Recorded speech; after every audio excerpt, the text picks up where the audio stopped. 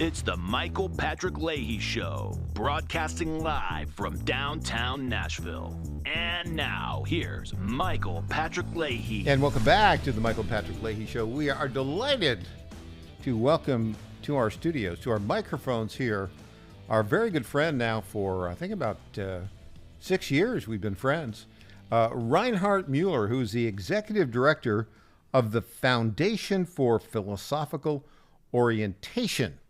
Welcome, Reinhard. Hello and welcome, and thank you, Mike.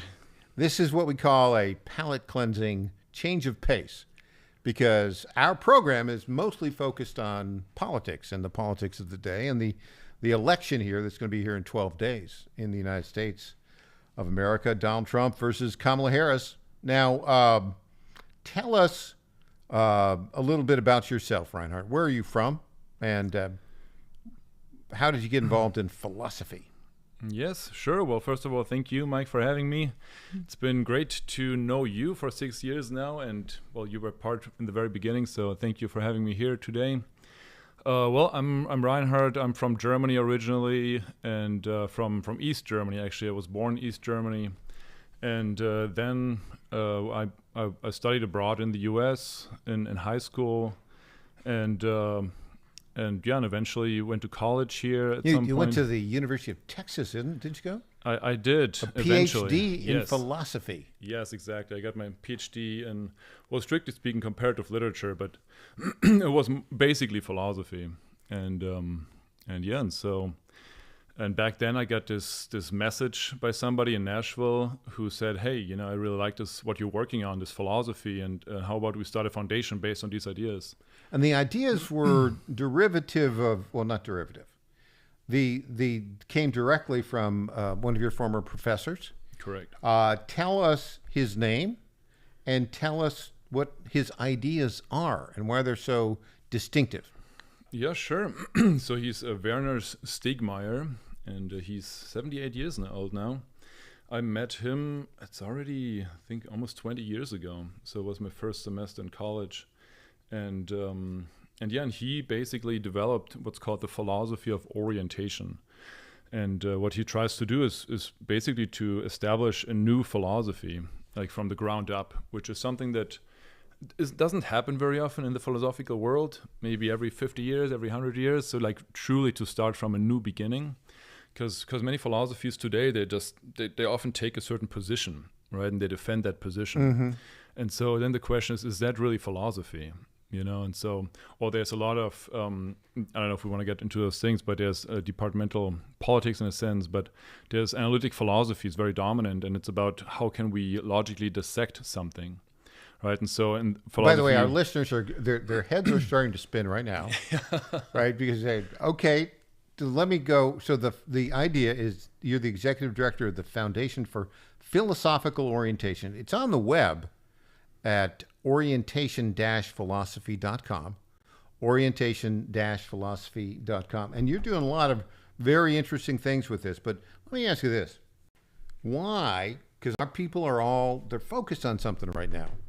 They're all saying, they're focused on getting Donald Trump elected in 12 days, and they're obsessed with it. I'm obsessed with it. People are obsessed with it, and they're looking at their concern is, can we keep our constitutional republic? And my question to you is, okay, I think philosophical orientation it's interesting intellectually, but why should the average everyday person be interested in philosophical orientation? I mean, it's a good question, and it's already a philosophical question to some extent. But I mean, what brought me to philosophy was just really to think about things in a different way, to question things. And so I think Aristotle said philosophy begins in wonder. And so, by the way, we should have a little bell here and ring it every time you say a name that has never been mentioned on our program before. Aristotle. Tell our listeners who Aristotle is. Oh, well, Greek philosopher, very influential, maybe the most influential philosopher in history. And I mean, there's a lot to say. Back 300, when did he live? 400 BC, something like that? Something like that. Actually, I take that back. I believe when we had Crom talking about the Declaration of Independence and Thomas writing it, I think he mentioned that Jefferson's writing was influenced by Aristotle. So, oh, for sure. I mean, yeah. like everyone is influenced by Aristotle. I mean, the idea of science is influenced by Aristotle. The way that we write scientific books, academic books, the treatise, Aristotle invented that basically, right? But to come back to your question, I mean, why should people care about it? I mean, for me, it's something about, in a sense, you live your daily life and you do it and you follow your routines and you do whatever you do. And philosophy begins in that moment when you start to question these things. Right? When you think like, oh, why am I doing this? Why is this person doing this? You know, what's the role of this and this? So why should we organize? I mean, if we talk about politics, why should we organize politics the way we do? Right? Why should we live in a democracy? Why should we live in a republic? Why should we not live under some other kind of government? Right? And these are all philosophical. You mentioned that the Foundation for Philosophical Orientation is considering the possibility of doing a political seminar. That is correct. Yes, indeed. So it's called Orientation Politics, and we have the pleasure of working recently with two professors. One is Douglas Giles, and the other one Manuel Knoll. And where are these fellows from? Giles, he's from the U.S., but he's now in Prague, and he's at Elmhurst University. And the other one is he's from Germany. He spent a lot of time in Turkey. And they both work in in political philosophy, right? And so, but maybe what is interesting for you or for the audience is that with the philosophy of orientation, one of the core ideas is that everybody starts from a standpoint, right? So you, in this interview, you come from an interviewer, right? And you have certain things in mind. Yeah, and role. So I have my standpoint is it's defined politically, right? My standpoint is America first, constitutional republic, Bill of Rights. That's sort of my standpoint. Freedom of the press. Yeah, I mean, and that's Second Amendment rights. Yeah, and that's part of your standpoint, right? I mean, you probably have a family. You know, there's a lot of things. One has a body, right? There's a holistic aspect in our life. See, now you're already getting well beyond me because, again, for our political listeners, when they talk about what's your starting point, what I just said is what like 99% of our listeners, that's where they are, right? And the other things you mentioned, well, I'm not thinking about that, but I guess you're suggesting perhaps that in the study of philosophical orientation, there's more to be thought about. For sure, right? I mean, and also we don't engage in politics 24/7. I mean, some people might. Some people, right? Like yours truly, but and because we've got the Tennessee Star and the Star News Network, and we write it's all politics. All the time. But are you telling me there's something beyond that in life? Well, I am shocked by that. But maybe our producer Patrick is cracking up because he is more diversified than I am. Well, he's a very accomplished musician. So. But maybe to put it in orientation philosophical terms. I mean, what we do is we which is everything that is about you, right? That is your place in the universe, we could say, very broadly speaking. But then we have of reality and certain perspectives of reality, right? And so right now we have a certain focus, right? We focus on a philosophical framing of political questions, right? Or vice versa and so on. And so by then we might watch a game of football later, and then we're not going to talk about football, right? So we have different perspectives on life that change depending on the day, depending on the hour, when we're going to eat, what we're going to eat, right? So these are all things. We'll talk about that and more with our very good friend Mueller. This is the fifth anniversary of the Foundation for Philosophical Orientation, based right here in Nashville. Time has gone by very quickly. We'll be back with more after this.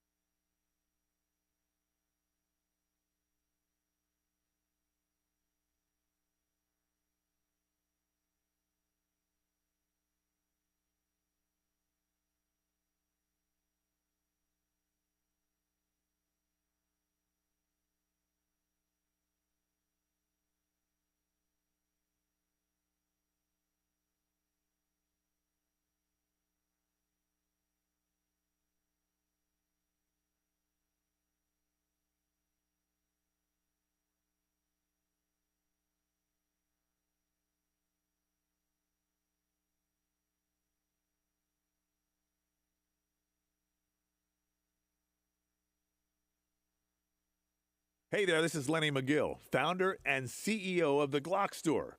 As a proud sponsor of this show, you may have heard Michael Patrick Leahy mention us a few times over the past 4 years. But today, it's me on the radio telling you how pleased we are to be associated with Michael Patrick Leahy and his dedication to the highest levels of professional journalism. Michael Patrick Leahy has been threatened with jail time in bringing the true facts about that Nashville Covenant shooting to his listening audience. Michael Patrick Leahy, you keep doing what you're doing, and we here at the Glock Store will keep sponsoring your show for the good of Nashville and the entire country. And I'm personally inviting all of your listeners to come visit and shoot at the Glock Store. It's where Michael Patrick Leahy learned to shoot a gun for the first time and where he bought his own personal Glock 19. I'm Lenny McGill, founder and CEO of the Glock Store here in Nashville, just minutes from the airports, worth the drive from anywhere, and a proud sponsor of Michael Patrick Leahy and the Tennessee Star Report. Welcome back to the Michael Patrick Leahy Show. Now, here's Michael Patrick Leahy. And welcome back, our very good friend Reinhard Mueller with the Foundation for Philosophical Orientation with us. Now, when you started this 5 years ago, you just had your 5th anniversary. I remember that. We covered it. It was a big event at the Parthenon. People from, philosophers and academics from all over the world flew in for it. And it was quite a great event. And now, but it's 5 years later. Mm-hmm. My goodness, where did the time go? That's something. But when you started it, it was sort of it's a startup in the world of academics and philosophy. That doesn't happen very often, does it? No, very true, very true. And 5 years ago, and the way you put it, a startup in academia, that's kind of what it was. and academia is not really friendly towards startups. Exactly, is yeah. it? No, and it was really, we started from scratch, and we had a lot of ideas where to go, but we had no models really, and because it was really something new, and then it was learning by doing and just step by step. Yeah. And so we had some programs, we started with this, and some things worked, some things didn't work out. Like a typical startup. Yeah. Now, you're doing a couple of things that are interesting. You have PhD dissertation fellowship. Mm-hmm. Now, if you're getting a PhD in philosophy, everybody's scrambling, all the PhD students are saying, where am I going to get money to pay for this? What is your fellowship about? How long have you been doing that? How many fellowships have you given? So we started in, after our inauguration was 2019, so we started 2020 with our first fellow, and then we have had 4 since then, so once per year. And they have been working in different fields, so we give them $30,000 per year to work on something that's related to the philosophy of orientation. And we have had, one was working on Greek tragedy, and so very diverse topics. Really? Yeah, Greek tragedy was one. One was on optionality and optionality. Oh, okay, hold up. My head has just exploded. Optionality. Uh-huh. Okay. What is that? As an orientation where you keep options open. Okay. Right? And it's interesting because you can see that in finance today, for example, right? Yeah. How you buy options, Right. And but you also use it more and more in modern society. And so he investigated how this is something that is, especially since the 70s, something that we do and which society and politics is based on. Right, and then the question is, why is okay, that? now it makes some sense to me. And so you also do something called a film contest. Okay, now I know our friends at the Daily are into do documentaries. Matt Walsh is doing how can you do films on philosophical orientation?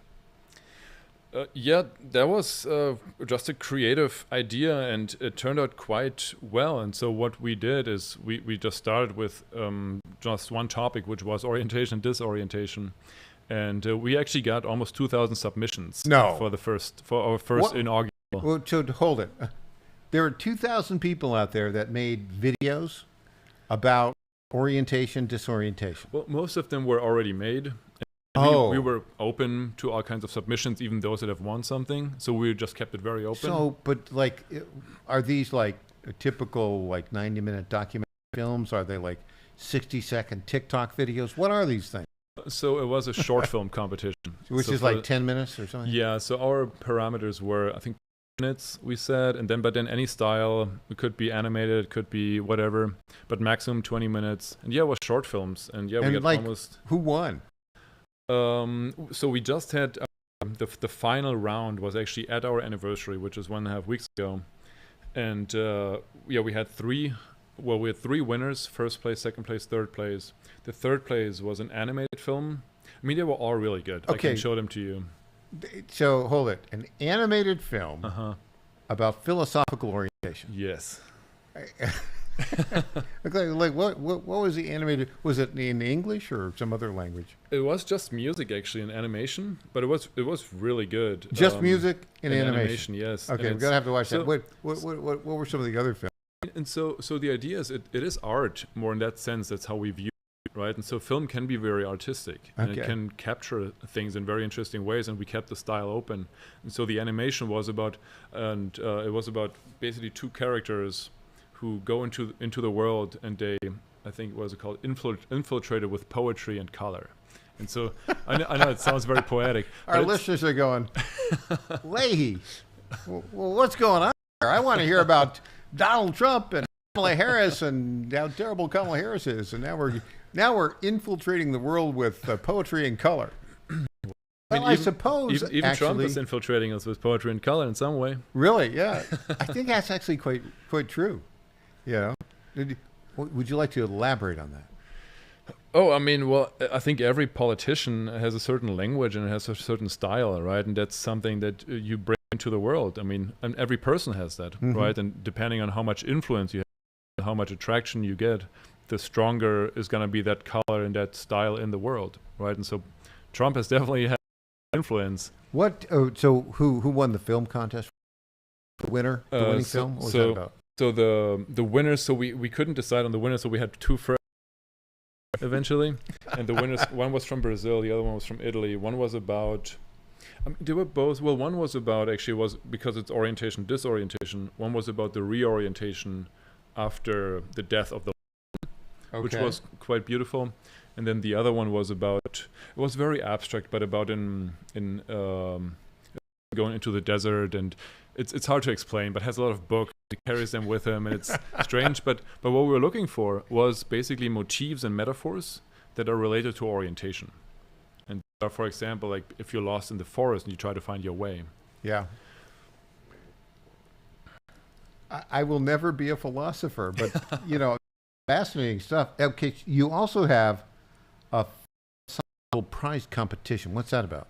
Yeah, that's an competition, and so we have had our second one now. The first one was about the question of how does the digitization of our world change our orientation? Now there you've caught the attention of our audience with that.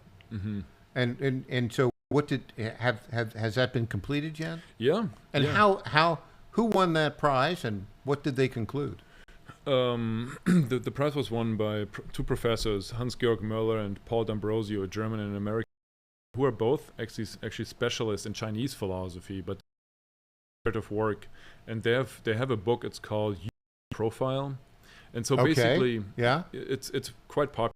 It's about what they call prophelicity, and so the idea. Whoa! We've gotten through optionality, and now we're at prophelicity. I've never heard. What is prophelicity? I mean, neither have I heard it before, so they kind of coined it. And the idea is that it's a question of identity. So what do we identify as? You know, identify ourselves with our role in our family, right, and in the country maybe. And then it became, there's an idea of authenticity, like who am I? Question in the last 200 years so. And now they say we're shifting towards prophelicity, which we orient ourselves and we identify ourselves with style, and which is our public image, for example. Oh, okay. Now I get it. Okay, so and now all of our listeners have a profile, right? If you're on X or Facebook or whatever, you got I got one right now on X, Michael P. Leahy. And so on that a little bit. What was their kind of main point about that? I mean, the main point is that each identity, so identities don't exist, and that's how that's how it relates to the philosophy of orientation. The key idea is that identities don't walk around, but we identify as something, so they have a power. It's like a force, right? If I identify myself as I'm a radio moderator, I'm a president or something like this. It gives you a role, and it gives you identity, gives you a foothold. Or purpose. Purpose, all of these things, Yeah. for sure. But at the same time, they constrain orientation, right? Because it goes in one direction. It limits your optionality. Exactly. Very true. I'm learning how Very to true. on that. Yeah. I'm getting a little bit of a get a B plus on that. I guess, right? Well, and profiles, they allow you more leeway, and you curate them, you create them.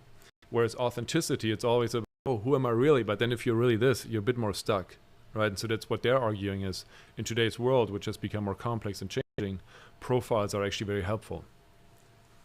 Because they help you self-identify, or they help people understand who you are and how to interact.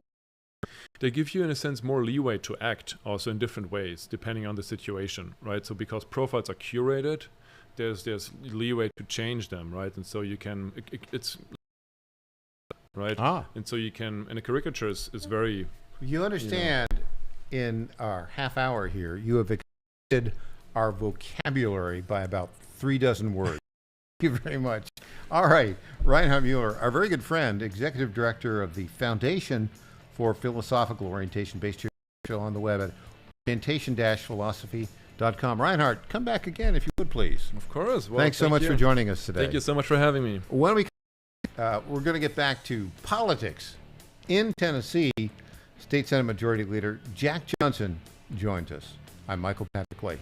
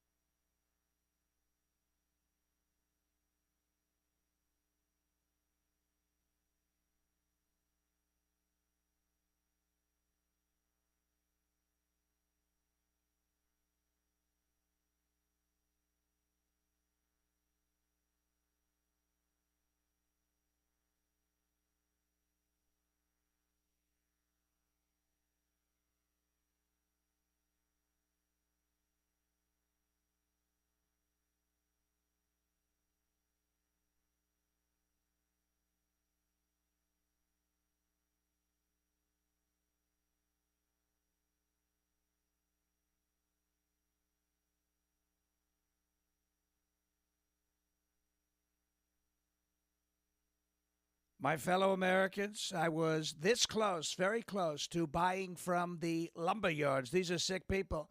But I turned my head at the last second, and I saw a big, beautiful ad for D.T. McCall's. These are highly respected people. If I had not turned my head at the last second, I would have been ripped off at some lumber yard for $200 in hidden charges, and D.T. McCall and Sons are never going to do that. They'd never do that to you. These are great people. I've known them for a long time. They have great deals, and I just have to say, nobody knows deals like I do. D.T. McCall and Sons has locations in Lebanon, Carthage, Lafayette, Cookeville, and Franklin, and they have been family-owned in Middle Tennessee for over 100 years. These are tremendous people. D.T. McCall and Sons. Check out one of their stores today. Impersonator not endorsed by Donald Trump. Welcome back to the Michael Patrick Leahy Show. Now, here's Michael Patrick Leahy. And welcome back. And we welcome now to our newsmaker line a very good friend, State Senate Majority Leader here in Tennessee, Jack Johnson. Welcome, Senator Johnson. Thanks, Michael. Good to be with you. Well, news happening at the Supreme Court of the United States. The Supreme Court there is scheduled to hear a case to determine the legality of a Tennessee law that prohibits doctors from performing transgender surgery, prevents doctors from prescribing them puberty blockers and hormones. This has been a bill that you worked on. Tell us about the bill and how it has gone through the legal challenge process. Sure, Michael. Well, as you recall, back in late 2022, we were made aware of the fact that a prominent medical facility in Tennessee had a dedicated clinic to perform surgery because they were suffering from gender dysphoria or gender. And these surgeries obviously are irreparable, removing body parts, things that cannot be undone. In addition to the surgeries, Michael, they were prescribing very, very harmful drugs, puberty blockers, cross-sex hormones that can also do irreparable damage to a child's body.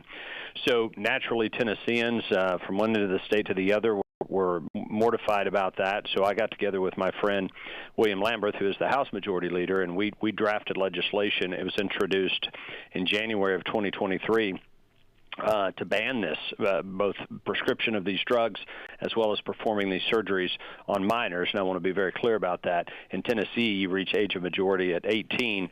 If you wish to make some irreparable change to your body when you're an adult, that's your business. But we shouldn't be doing this on children. The legislation passed overwhelmingly, had broad support in the General Assembly. We expected that it would be litigated, and it was. We were over the law that we had passed. Initially, at the federal district court level, a temporary injunction was issued over a portion of the bill. The Sixth Circuit then came, and we appealed to the Sixth Circuit. The Sixth Circuit reversed that decision and allowed our law to go into effect in full. So everything that we passed in the General Assembly is currently the law of the state of Tennessee. There have been other cases in other parts of the country that have made it to the 8th Circuit, the 11th Circuit, even the 9th Circuit with different outcomes. So as you know, that's how our legal process works. Then the Supreme Court can choose to take the case up.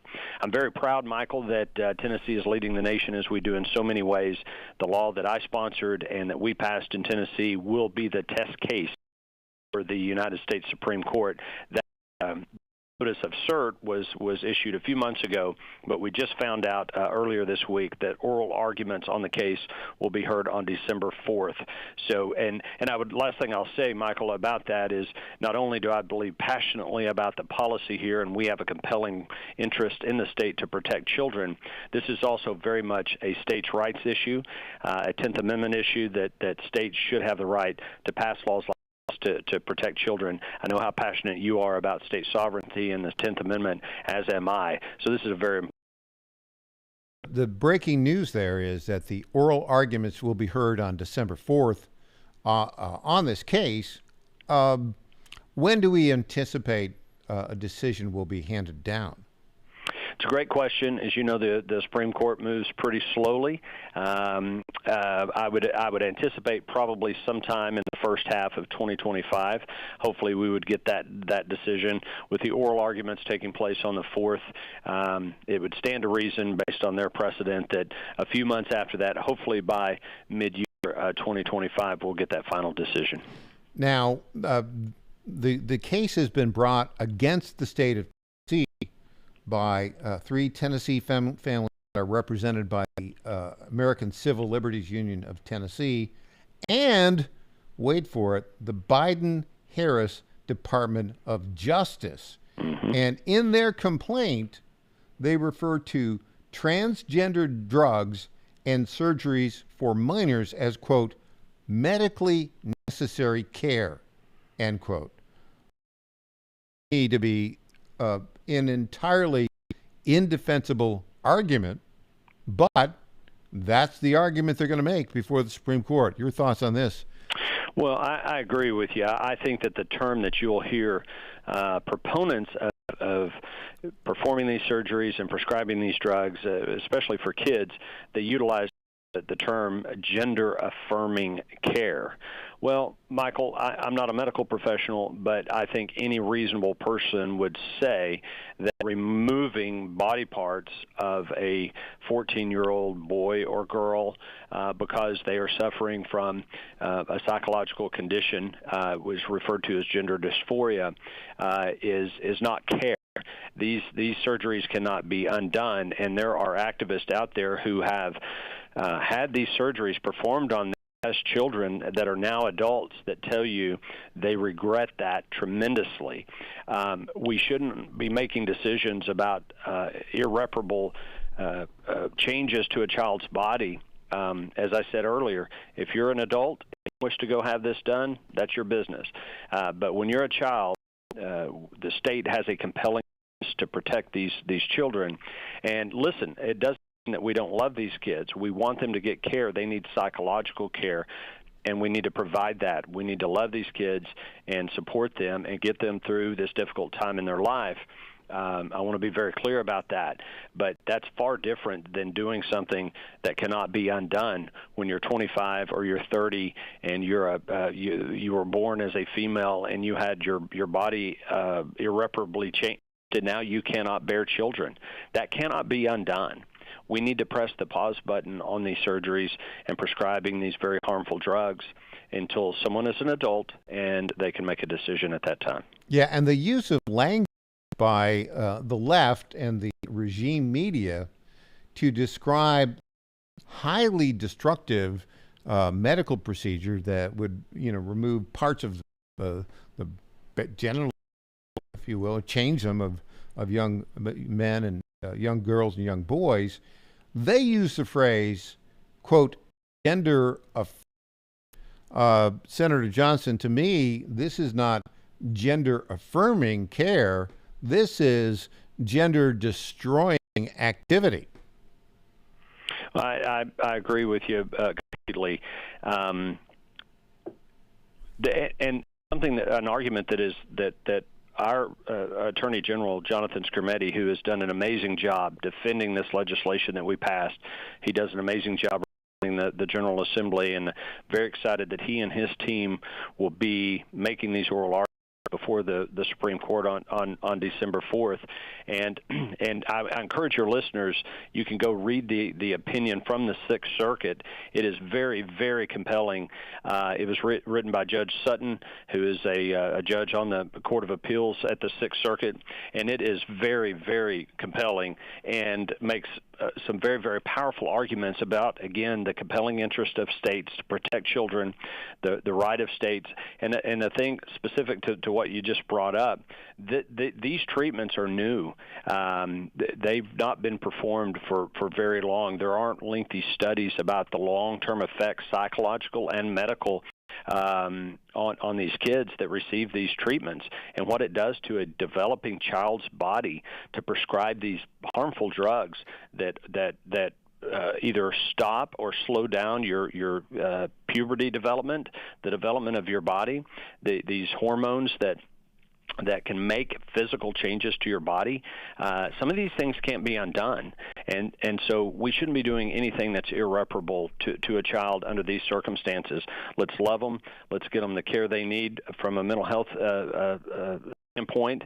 And if they reach the age of 18 or beyond and they still go through with it, they're an adult. They're recognized as an adult in Tennessee, and they can make that decision. You know, I've been reading the complaint that the Biden-Harris Department of filed to oppose this law, this common sense law, Tennessee General Assembly passed and Governor Bill Lee signed into law.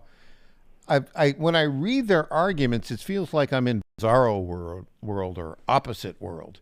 Now, their argument law, which prohibits the transgender surgeries for minor children, they say it violates the Equal Protection Clause of the United States Constitution by discriminating, quote, on the basis of sex and on the basis of transgender status in violation of the Equal Protection Clause.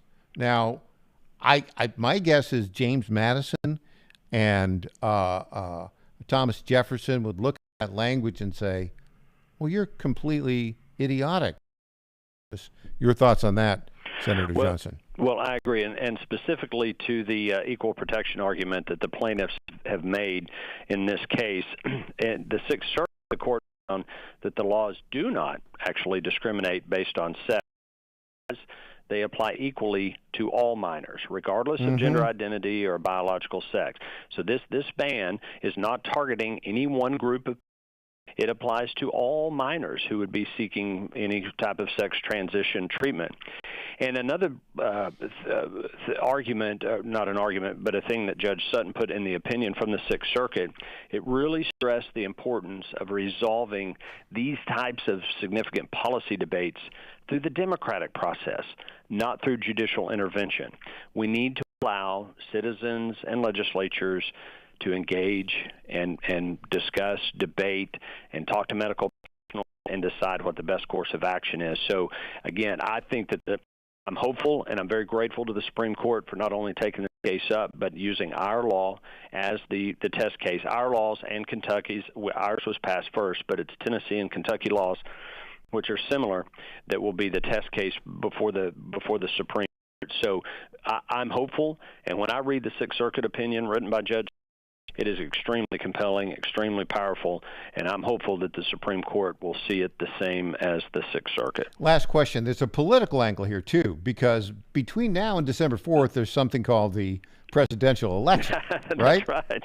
Yes. Now, Kamala Harris and her Department of Justice, they are suing to get this common sense law, thrown out. But what's the Supreme Court going to say? Will they at all be impacted, you think, if Donald Trump wins the election? Because clearly the Department of Justice under Donald Trump is not going to pursue a suit against the Tennessee state law. We have 30 seconds, Senator Johnson. Yeah, it's a great question, and the timing of this is unusual because we have this very, very high-profile, very important presidential election, as well as the United States Senate, Congress, lots of elections going on all across the country, and then immediately, literally 30 days after the election, these oral arguments will take place. Will that have any impact on the Supreme Court's decision? I don't know, but I can tell you that the people of Tennessee, and I would submit that the people of the United States overwhelmingly support this legislation. They support keeping biological boys out of girls' sports. And on that note, Senator Johnson, thank you so much for joining us. A great and excellent report. Really appreciate it. Thanks, Michael. All right. State Senator Jack Johnson, Majority Leader.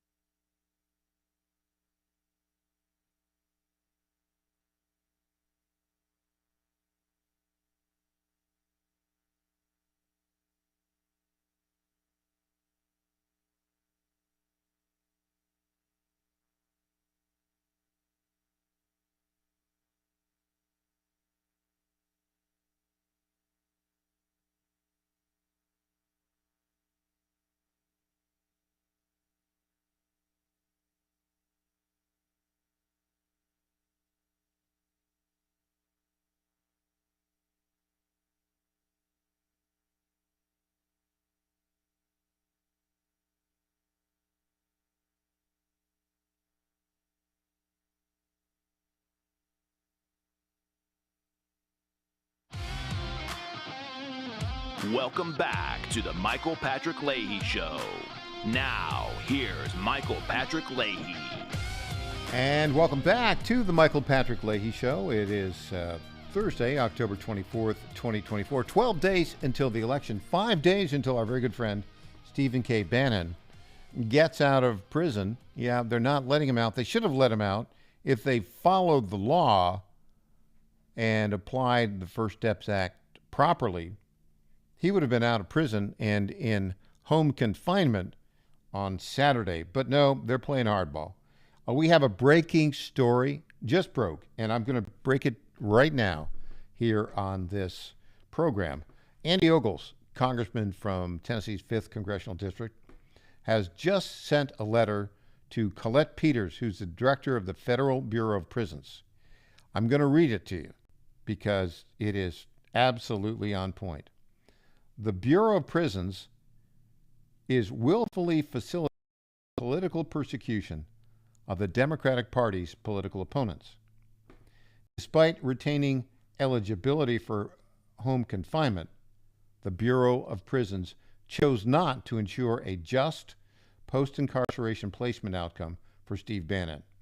His prominent role in the Make America Great Again movement, all the justification your agency and the Biden-Harris administration needs to baselessly extend Mr. Bannon's imprisonment in Danbury. In a letter obtained by the Tennessee Star on Monday, the Bureau of Prisons acknowledged that Steve Bannon would not be afforded the 10 days of good time credit he is entitled to under the First Step Act, as the Regional Reentry Management Office maintains it cannot process home confinement placement in under 30 days. While this bureaucratic explanation may be sufficient for an oftentimes complacent legacy media, millions of Americans will nevertheless see through this disingenuous explanation and raise questions as to why the Bureau is unnecessarily and perhaps even illegally imprisoning Mr. Bannon until only days before the 2024 general election. The Federal Bureau of Prisons understands the ins and outs of the First Step Act. Indeed, the Bureau has a whole section of its website dedicated to its implementation and how it works to effect reductions in recidivism. The web page specifically highlights incentives for success, which include the accruement of good time credit. Eligible inmates can earn time credits towards pre-release custody. That's right from the website. Despite having been charged with the continued implementation of this act for the last 6 years, the Bureau chose to remain passive with respect to Mr. Bannon, a so-called first-time offender for whom the act would have been almost definitionally applicable. Your agency could have assisted Mr. Bannon and his team in securing a pre-release custodial arrangement. Instead, for reasons we could only hope to chalk up to the typical incompetence of the Washington bureaucrat, he is now being forced to forego a benefit afforded to him under the law. I expect your full cooperation in facilitating the immediate pre-release custodial arrangement for Mr. Bannon in compliance with the First Step Act. So there he is. Andy Ogles is calling them out.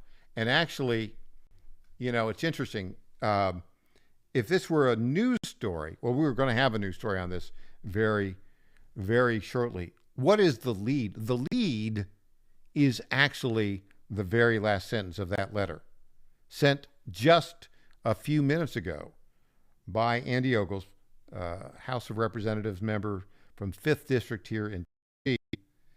Andy Ogles said, quote, "I expect your full cooperation, head of Bureau of Prisons, in facilitating the immediate pre-release custodial arrangement for Mr. Bannon in compliance with the First Step Act." What does this mean?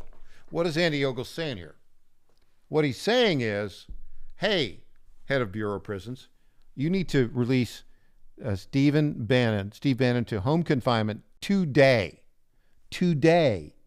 Wednesday, October 24th, not in the full release from his sentence on October 29th. Now, our great reporter Tom Pappert already has this and is already looking to get a comment from Colette Peters, the director of the Federal Bureau of Prisons. And look, they're playing games with Stephen K. Bannon. They want to lock him up. They don't want his voice out there. Now, what Congressman Ogle said that this is what is the exact word? He said it's inappropriate and possibly illegal. Well, I'm going to go one step further. It is absolutely illegal because they have refused to apply the provisions of the First Step Act to Stephen K. Bannon for one reason and one reason alone, because he is the most effective advocate for the American First Movement and for the election of Donald Trump. And so these 5 days actually matter between today, October 24th, and the full release date of Tuesday, October 29th. And I'm going to add my voice to Congressman Andy Ogles. And I'm talking to you, Colette Peters, the head of the Bureau of Prisons. You need to release today. I saw Bernie Kerik, the former commissioner of police in New York, said, look, this is a piece of... Yeah, all you have to do is, as the head of the Bureau of Prisons, just write a letter to the acting warden in Danbury, Connecticut.